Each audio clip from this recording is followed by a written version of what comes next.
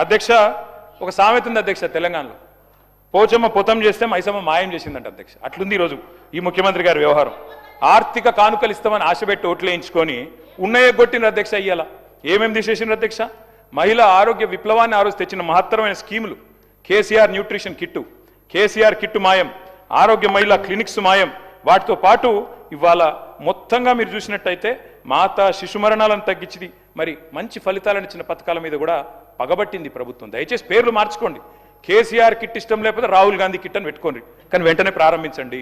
దయచేసి ఇవ్వండి. రాష్ట్రం నుండి మహిళల తరపున అడుగుతాను అధ్యక్ష. ఇవాళ వీళ్ళ మాటలు వింటే విచిత్రంగా ఉంది అధ్యక్ష.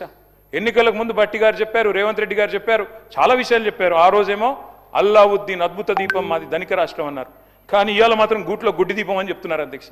అందుకే అంటా ఉన్నా అధ్యక్ష, మరి కమిట్మెంటు విశ్వసనీయత అన్నప్పుడు ఇవన్నీ తప్పకుండా అడుగుతారు అధ్యక్ష. ఇంకొక మాట అధ్యక్ష, ఈ ప్రభుత్వం పదే పదే పదే పదే చెప్తున్న ఒక పచ్చి అబద్ధం అధ్యక్ష, సత్యదూరమైన మాట. 67,000 ఉద్యోగాలు ఇచ్చామని ముఖ్యమంత్రి గారు ఏ సభలో అయినా చెప్తా ఉంటారు. నేను అడుగుతా ఉన్న ముఖ్యమంత్రి గారు, నా దగ్గర మీరు ఇచ్చిన నోటిఫికేషన్ లిస్ట్ కూడా మొత్తం ఉంది, కావాలంటే చదివినిపిమంటే వినిపిస్తాను.